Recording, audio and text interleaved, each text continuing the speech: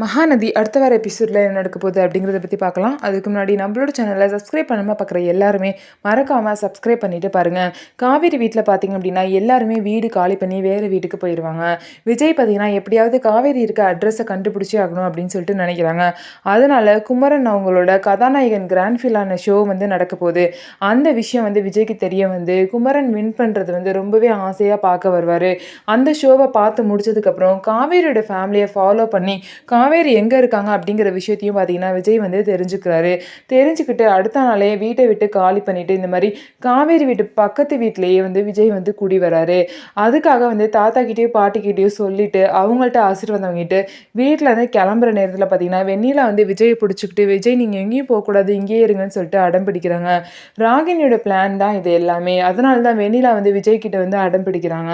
அதே மாதிரி பார்த்தீங்கன்னா வெண்ணிலா விஜய் கூட இருக்க மாதிரி வீடியோவை எடுத்து காவேரிக்கு ராகினி சென்ட் பண்ணிடுவாங்க. காவேரி பார்த்தீங்கன்னா நைட்டு தூங்கிட்டு இருக்கப்போ ஏதோ ஃபோனில் வருதுன்னு சொல்லிட்டு எடுத்து அந்த வீடியோவை பார்ப்பாங்க. அவங்க அம்மா அதை பார்த்துட்டு அவங்களும் ஃபோனை வாங்கி இந்த வீடியோவை பார்த்துருப்பாங்க. சாரதா பார்த்தீங்கன்னா இந்த வீடியோ பார்த்துட்டு ரொம்பவே ஷாக் ஆகி விஜய் மேலே கோவப்படுவாங்க. இப்படி பண்ணிட்டு இருக்க அந்த பையன் இன்னும் அவனை நினச்சிட்டு இருக்க, ஒழுங்காக அவனை மறந்துடு அப்படின்னு சொல்லிட்டு காவேரி கிட்ட சொல்லுவாங்க. அதான் நான் அவனுக்கு சத்தியம் பண்ணிட்டு இல்லைம்மா, அவன் ஏதோ ஒரு வீடியோ அனுப்பிச்சிட்டா அதை பார்த்து நான் எதுக்கு கண்டதும் யோசிக்கணும். நான் தான் அவனுக்கு சத்தியம் பண்ணியிருக்கேன்லம்மா, அதனால நான் உன்னை மீறி எதுவுமே செய்ய மாட்டேன். நான் வேணும்னா அப்பா மேலே சத்தியம் பண்ணிட்டா அந்த மாதிரிலாம் சொல்லிட்டு காவேரி உங்கள் அம்மா கிட்டே கேட்பாங்க. அதெல்லாம் ஒன்றும் வேணாடி, நான் உங்ககிட்ட சத்தியம் வாங்கினதை நினச்சி எனக்கு ரொம்ப கஷ்டமாக இருக்குது. அதெல்லாம் ஒன்றும் வேணாம், நீ ஒழுங்காக இருந்தால் போதும் அப்படின்னு சொல்லிட்டு காவேரியோட அம்மாவும் சொல்லுவாங்க. சரி அப்படின்னு சொல்லிட்டு எல்லாமே தூங்கினதுக்கப்புறம் காலையில் பார்த்தீங்கன்னா கங்காவும் காவேரியோட அம்மாவும் இந்த மாதிரி கடைக்கு போயிட்டு வந்துட்டு இருப்பாங்க. அங்கே பார்த்தீங்க அப்படின்னா விஜய் அவங்க வீட்டு வாசல்லே நிற்பார். நின்றுட்டு இந்த மாதிரி நாங்கள் பால் வாங்கினோம், கடை எங்கே இருக்குன்னு கொஞ்சம் சொல்ல முடியுமா அப்படின்னு சொல்லிட்டு அவங்கள்ட்ட வம்பிழுக்கிற மாதிரி பேசுவாங்க. இவன் எப்படி இங்கே வந்தான் அப்படின்னு சொல்லிட்டு ரெண்டு பேருமே ஷாக்கில் வீட்டுக்குள்ளே போயிடுவாங்க. காவேரி பார்த்தீங்க அப்படின்னா வீடை கூட்டிகிட்டு இருக்கும்போது யதார்த்தமாக ராகினி ஃபோன் பண்ணுவாங்க. ராகினி திட்டிட்டு யதார்த்தமாக திரும்பி பார்க்கும்போது பார்த்தீங்கன்னா பக்கத்து வீட்டு மாடியில் ஒரு பாட்டு சவுண்டு கேட்கும். பார்த்தா அங்கே ரோஸும் கையோட விஜய் நிற்பார். விஜய் பார்த்தீங்கன்னா ரோஸை காவேரி கிட்ட காமிச்சு இந்த மாதிரி ஹாப்பி வேலண்டைன்ஸ் டே அப்படின்னு சொல்லிட்டு காவேரிக்கு விஷ் பண்ணுவாங்க. என்ன இவர் இங்கே இருக்காரு அப்படின்னு சொல்லிட்டு காவேரிக்கும் பார்த்தீங்கன்னா ரொம்பவே ஷாக் ஆயிரும். அதுக்கப்புறம் பார்த்தீங்கன்னா காவேரி வீட்டுக்குள்ளே போயிடுவாங்க. காவேரியோட அம்மாவும் கங்காவும் விஜயை பார்த்துட்டு மேலே இந்த மாதிரி இந்த பையன் இங்கே வந்திருக்கான், நம்ம வீட்டுக்கு வந்தானான்னு சொல்லிட்டு பாட்டிக்கிட்ட கேட்குறாங்க. இல்லையே அவன்லாம் இங்கே வரலையே, ஏன் நீங்கள் எதுவும் பார்த்தீங்களான்னு சொல்லிட்டு கேட்குறாங்க.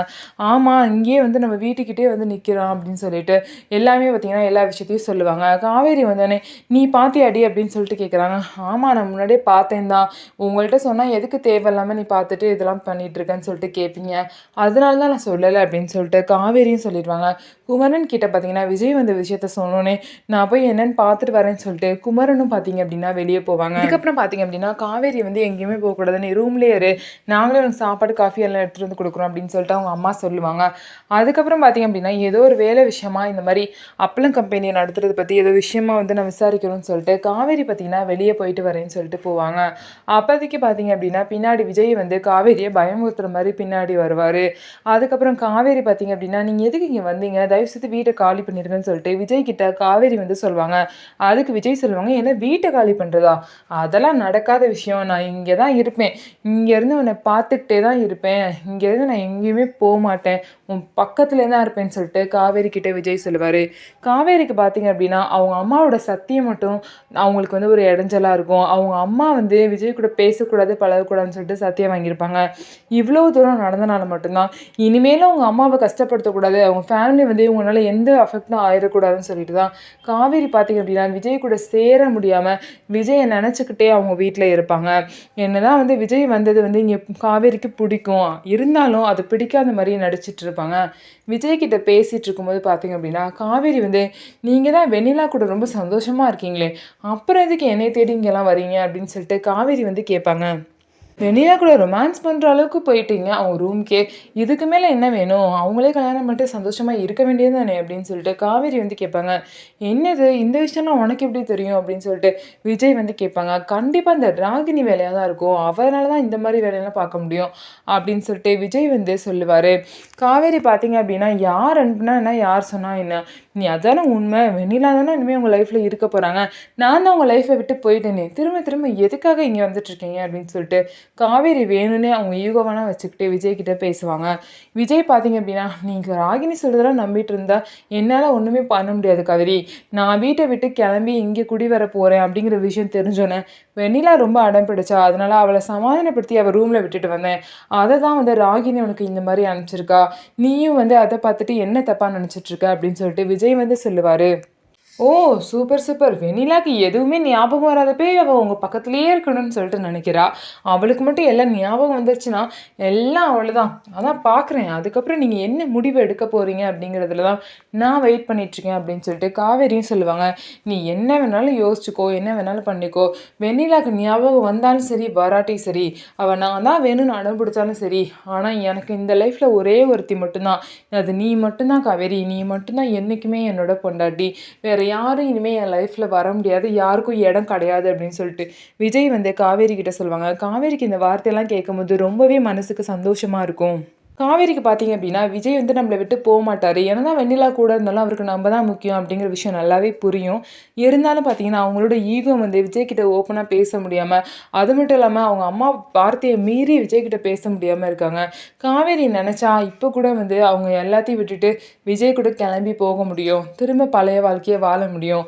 ஆனா அப்படி செய்ய மாட்டாங்க. அது ஏன் அப்படின்னா, அவங்க ஃபேமிலி சிச்சுவேஷனால.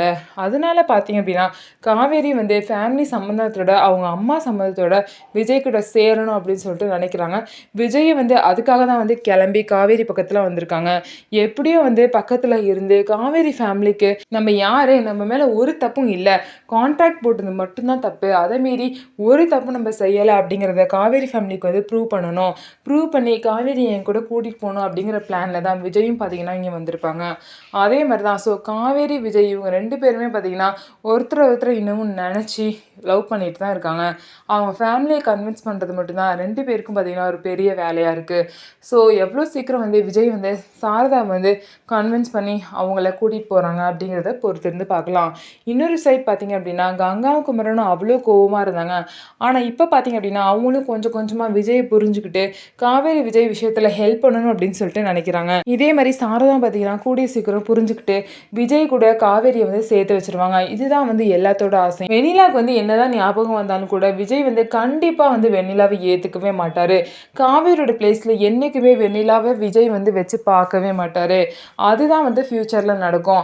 வெண்ணிலா வந்து விஜய் வேணும்னு அடம் பிடிச்சாலும் கூட, விஜய் பார்த்தீங்கன்னா, அத வந்து கொஞ்சம் கூட அக்செப்ட் பண்ணிக்கவே மாட்டாரு.